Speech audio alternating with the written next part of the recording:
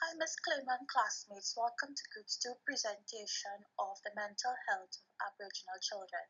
My name is Shireen Braslan and the team members are Alex Baser, Christine Halili, Mandeep Kaur and Firdu Azim.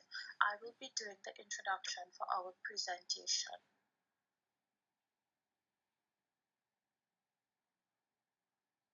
This is a letter of apology by the Government of Canada. In the 1870s, the federal government, to meet its obligation to educate Aboriginal children, played a vital role in the development and administration of these children. Two primary objectives of the residential school system were to remove and isolate children from the influence of their families, their homes, traditions, and cultures to assimilate them into the dominant culture. Indeed, some sources infamously said to kill the Indian child. Today, we recognize the policy of assimilation was wrong, caused great harm, and has no place in our country. The Government of Canada built an education system where young children were forcibly removed from their homes, inadequately fed, clothed, and housed.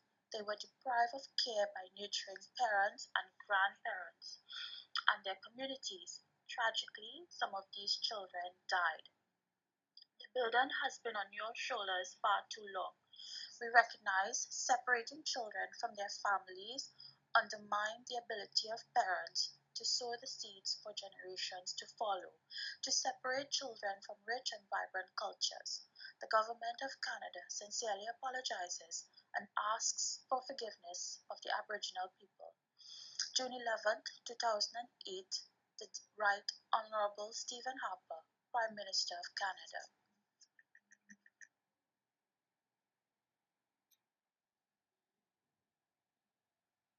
According to the health inequalities and social determinants of Aboriginal people, it is clear that a broad range of social determinants distinctly as well as differentially influences the physical, emotional, mental, and spiritual dimensions of health among Aboriginal children, youth, and adults, delivered by authors C. Redding and F. Wayne. The Aboriginal groups of Canada differs in languages, customs, circumstances, and areas of residence. They are the First Nation or Indian. Residing in Canada, there are 734,000, more than one half live in reserves spread across the country, residing in cities such as Vancouver and Winnipeg. The Inuit, there are 45,000 in Canada. The majority live in 53 communities spread across Nunavut, the Northwestern Territories, northern Quebec, and the coast of Labrador. 90% of the communities are inaccessible by roads. The Métis, children born of French traders, Cree women in the prairies, British traders, and the Dene women in the north. They do not have specific territories. More than two-thirds live in urban areas such as Edmonton, Vancouver, Calgary, and Saskatoon. Métis people speak either French or English. According to the Improving Aboriginal Health by author Anne C. Macaulay, social determinants experienced by the Aboriginal people are poverty, overcrowding, and unemployment. In 2001, 41% of Aboriginal children under the age of 14 were living in poverty. 35% were raised by a single parent. One in four single mothers reported an annual income of less than $10,000. Social determinants affect the child, youth, and adults across the life course, creating creates conditions influencing mental health. For example, poverty is associated with increased substance abuse, leading to stressful family environment, diminished social support linked to depression and suicide. First Nation youths die by suicide about 5 to 6 times more than non-Aboriginal youth. The suicide rate of Inuits amongst the highest in the world, 11 times the national average.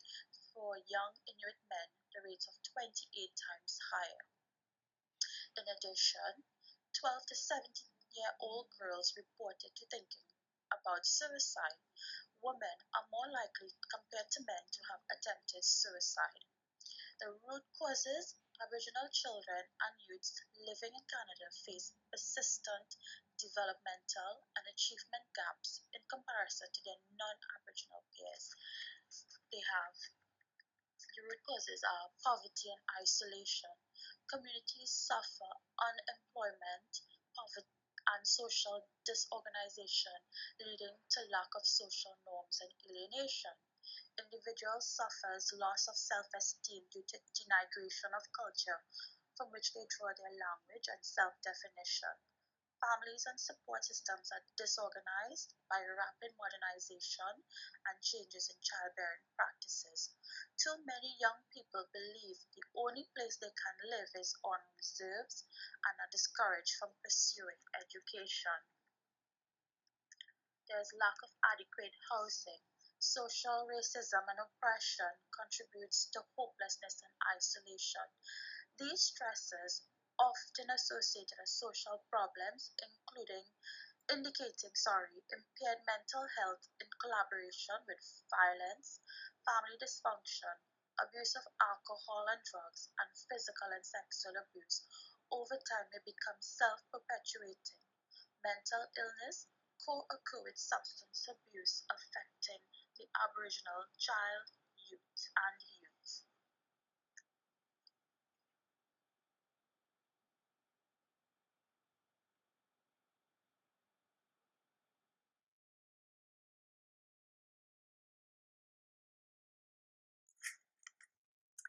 Hi, my name is Alexis Beezer, and I'll be discussing the mental health challenges that the Aboriginal children face. Aboriginal children in Canada face many obstacles and have many factors that contribute to the mental health challenges that they face. Some startling, but not commonly talked about statistics include that only half of our Aboriginal children will complete high school. Another statistic is that twice the number of Inuit and Métis children live in poverty than do other Canadian children. Suicide rates among the Inuit are shockingly high at 6 to 11 times the Canadian average. In Nunavut particular, 27% of all deaths since 1999 have been suicides. This is one of the highest suicide rates in the world, and it continues to rise, especially in youth.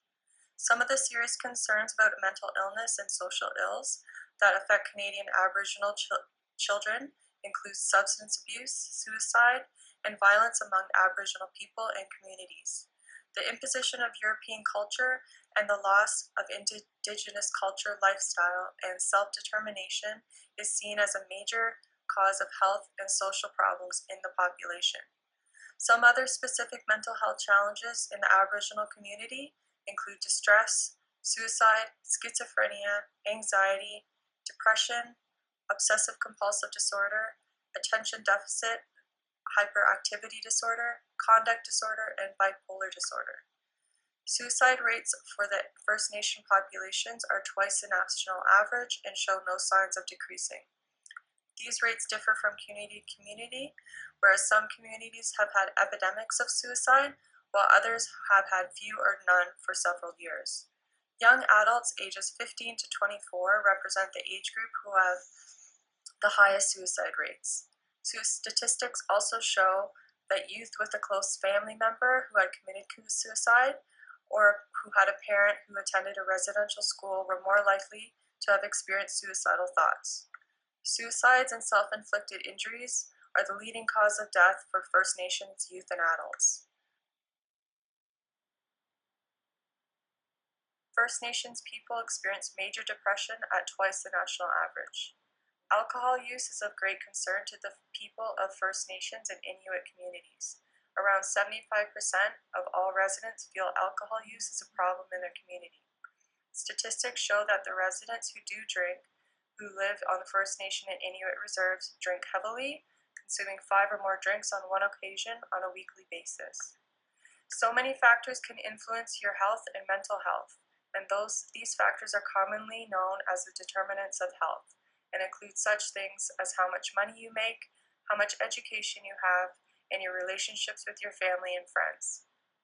In addition, Aboriginal peoples face a number of Indigenous-specific determinants, including colonization, racism, and political marginalization. Historical determinants such as the legacy of residential schools are believed to have shaped the mental health of Aboriginal people.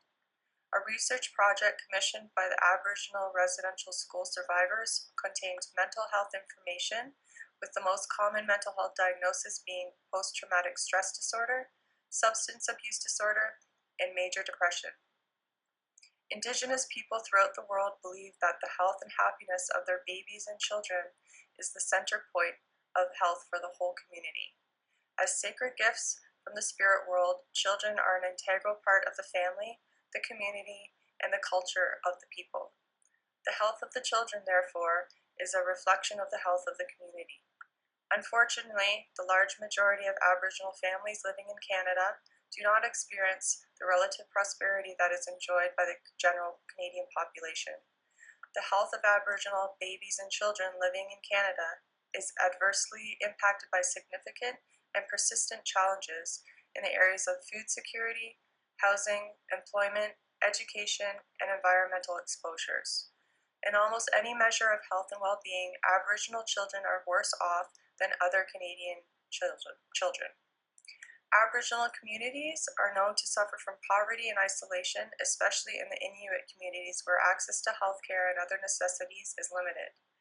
The lack of funding from government programs to improve the quality of life for reserve residents impact the outcome for Aboriginal people's picture of mental health and have resulted in the disruption of family networks, the forced dislocation of communities from traditional lands, and the degradation of natural resources.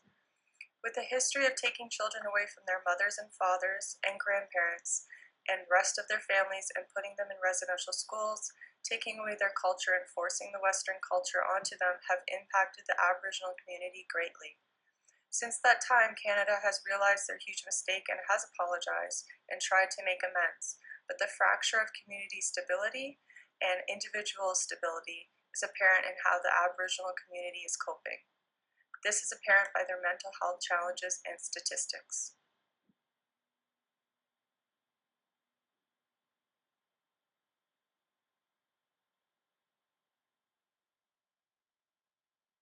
My name is Firdaus Asim, and I'm the member of Group 2 of Community Mental Health Nursing.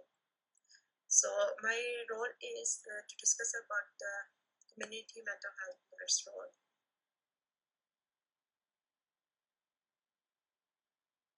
As we all know about the role of community mental health nurse in our advocate, counselor, case manager, crisis worker, and collaboration, teaching like health promotion. So these are common role of community mental health nurse. So first of all, I'm going to talk about this nurse. She or he should know the sign of good mental health. There are few I'm going to talk, like enjoying the life. Normal people how to enjoy the life. There is the normal, and being able to form and maintain satisfying relationships. Coping the stress with positive way, striving to realize your potential, having a sense of personal control, their trigger. Also, significant to know that identify the key gaps. For example, access to the transportation, lack of culturally competent care, lack of mental health services, lack of addiction services, also lack of services that promote youth wellness, lack of emergency and crisis services, lack of community capacity for health promotion and prevention, also maternal and child health, pre and postnatal care. So these are the identifying the key gaps. Now I'm going to talk about the interventions of mentally challenged child and youth. So the intervention for the mentally challenged child and youth are to provide emotional, spiritual, social support, assist with the communication between child, youth, and their parents, provide information about mental illness. This is very important. Plan, develop, and participate in culturally relevant health counseling and programs. Advocate for children, youths, and families for using how to use or using acute healthcare services. Use social media campaigning to reduce stigma. Target delinquent behavior. Introduce peer support. Introduce parents programs. Encourage sports. Encourage recreation activities. Also, focus on the developing coping skills. So these are my role today. I need to discuss with you. So I hope you enjoy. Thank you so much.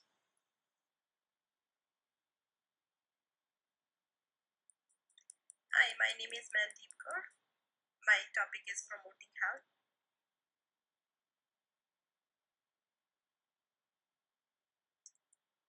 Mental illness is a lifelong journey to achieve wellness and balance of body, mind, and spirit. Mental wellness includes self-esteem, personal dignity, cultural identity, and connectedness in the presence of harmonious physical, emotional, mental, spiritual wellness. Mental health wellness must be defined in terms of the value and beliefs of the Aboriginal people. It is given in Wellness Framework 2002 in Native and Inuit Health.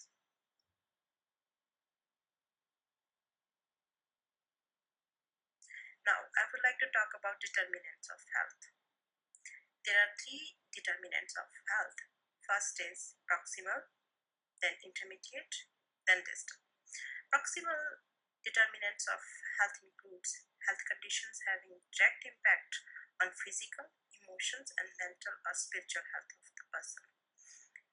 Second one is intermediate. Intermediate determinant of health, it includes origin of proximal determinants of health. Then the distal. Distal determinant of health include profound influence of health. It represents political, economical, and social context construct both proximal and distal determinants. There are many factors which contribute for the promotion of the health. First one is individual, then family, then community and society. So I would like to talk about in detail about individual first. So first one is it depends on the individual behavior, individual's experience, that how he promote his mental health. Then family also influence. It depends on the family's relationships and is it healthy relationship or unhealthy relationship. Next one is community. For example, strong families ties to the community. If the families has good environment, they tie to the community easily. Then society. Society, without any discrimination, without any stigma, it contributes for the promotion of the health. So first of all, I would like to talk in detail regarding individual. It depends on the resiliency. Resiliency means if the person has come to any problem, he has to return back to the healthy lifestyle. That is resiliency. It depends on the individual coping mechanism. It depends on the person individual coping pattern, how the person cope with that situation. Then it depends nurturing childhood experience, how the child was nurtured in his or her childhood period, and how was the physical activity during his childhood, and how is now the physical activity of the person. Then spirituality, that how spiritual the person is. Then control and self-efficacy. Second point is family.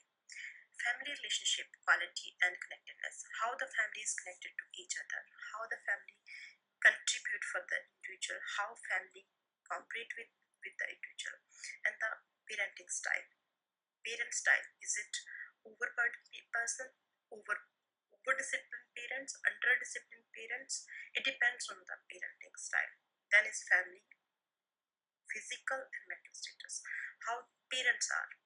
Are they good? Are they overburdened? Are they over disciplined? So it depends on the family as well. Then substance use used by the family members. Then household compositions, household income and lack of material resources. If there's no lack of material resources, it affects the health of the mental health of the person. Then community and society. In community, how much community is involved and how much the person, the individual, has social support, family, peers, parents, teachers. Then school environment. How is the school environment of the person? Neighborhood, built environment. So all these factors influence the person. Society as well. So political development, political participation, inequality in terms of caste, creed, culture, without any discrimination. So all these factors help to promote health. Thank you.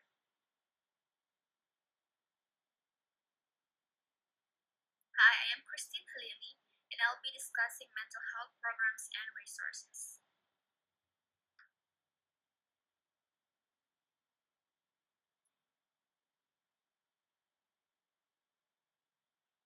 Programs addressing mental health and addiction needs in First Nations and Inuit communities across Canada are Brighter Futures and Building Healthy Communities, National Aboriginal Youth Suicide Prevention Strategy, National Native Alcohol and Drug Abuse Program, and Indian Residential Schools Mental Health Support Program.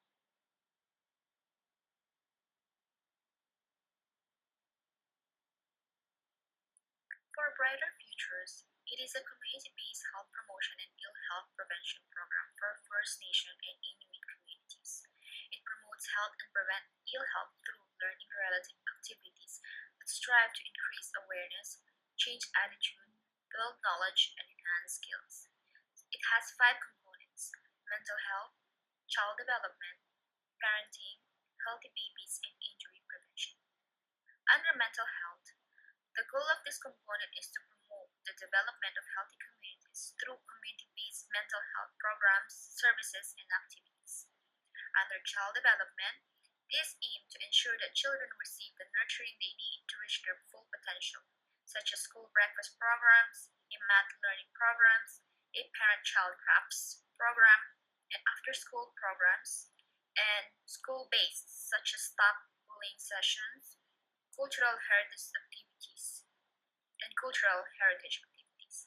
And under parenting, the aim of this component is to promote culturally sensitive parenting skills and support group of parents of children with attention deficit hyperactivity disorder. And under National Aboriginal Youth Suicide Prevention Strategy, Health Canada is committed to improving the health status for First Nation and Inuit people. One of its priorities is the development and implementation of a national Aboriginal youth suicide prevention strategy that aims to increase resiliency and protective factors and reduce risk factors associated with Aboriginal youth suicide. A National Indian Residential School Crisis Line has been set up to provide support for former residential school students. You can access emotional and crisis referral services by calling 24-hour National Crisis Line on 1-866-925-4419. Ontario is working with First Nation, Métis, Inuit, and urban Aboriginal people to transform child and youth services to better meet the needs of Aboriginal children and youth. In 2012, Ontario added more than 80 new mental health and addiction workers. These workers will help almost 4,000 Aboriginal children and young people get better access to culturally appropriate mental health and addiction services. And this will provide counseling, individual group therapy, crisis intervention, a range of traditional health services, including traditional teachings and ceremonies.